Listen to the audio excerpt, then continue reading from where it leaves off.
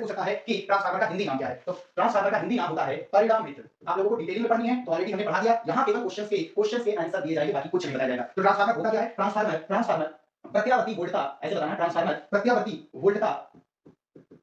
वोल्टता को नियंत्रित नियंत्रित करने का एक उपकरण या साधन होता है। उपकरण होता है, वैद्युत उपकरण होता है, ऐसे भी कह सकते हैं। ठीक है, सबसे खास चीज ये प्रत्यावर्ती वोल्टता की जो आवृत्ति होती है, ये नियत बिना बदले, आवृत्ति बिना बदले नहीं, क्या होता है, आवृत्ति को बदल करके बढ़ा या घटा करके वोल्टेज को नियंत्रित किया जाता है।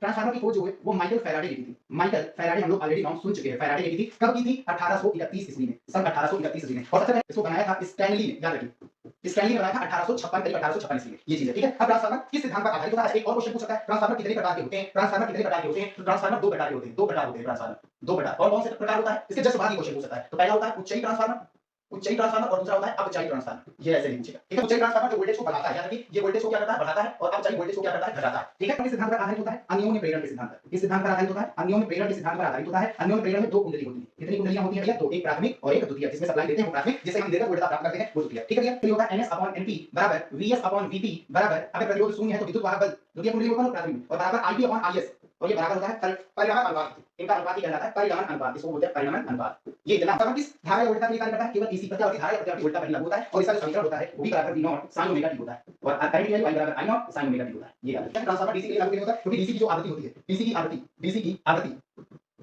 की आवृत्ति वो शून्य होती है। क्या होती है भैया? शून्य। और इसकी आवृत्ति जो होती है वो शून्य आवृत्ति को f से लिखते हैं या n से भी लिखा जाता है, ये शून्य नहीं होती है, ठीक है। अब ट्रांसफार्मर की आवृत्ति कितनी होती है? हमारे भारत में जो ट्रांसफार्मर बन रहे हैं या भारत में जो बिजली बनाई जा रही है उसकी आवृत्ति रखी गई है 50 हर्ट्ज। कितनी रखी गई है? 50 हर्ट्ज की। कोड बदली क्यों बनाई जाती है? भ्रमण धारा को रोकने के लिए। कौन सी धारा को? भ्रमण धारा को रोकने के लिए, भ्रमण धारा को रोकने के लिए, ठीक है, रोकने हेतु। तो पहले भ्रमण धारा से होने वाली हानि क्या है? तो भ्रमण धारा होती है वो विद्युत ऊर्जा को, कौन सी ऊर्जा को? विद्युत ऊर्जा को, वैद्युत नहीं, विद्युत ऊर्जा, विद्युत धारा, विद्युत ऊर्जा, बाकी सबके साथ आप वैद्युत लगा दीजिए। विद्युत ऊर्जा को इसमें ऊष्मीय ऊर्जा में बदल देता है, गर्मी पैदा कर देता है, ऊष्मीय ऊर्जा में बदल देता है, यानी ऊर्जा बे होने लगती है। ये साधन की जो दक्षता है, दक्षता को ईटा से लिखते हैं, वो 90% से अधिक होती है। बस ये चीज याद रखें, 90% से अधिक होती है। आप लिख सकते हैं 90% से 98% तक भी लिख सकते हैं, बाकी 90% से अधिक सबसे बेस्ट है। और इसके लिए फार्मूला यूज में आता है। वो सबसे पहली चीज, ईटा का मान 1 से ज्यादा होता है उच्चई ट्रांसफार्मर अगर है तो, ईटा का मान 1 से ज्यादा होता है उच्चई ट्रांसफार्मर के लिए, उच्चई ट्रांसफार्मर। और ईटा का मान यानी कि दक्षता 1 से कम होती है अपचयी ट्रांसफार्मर के लिए, क्योंकि ये वोल्टेज को कम करता है ना, तो दक्षता कम हो जाती है।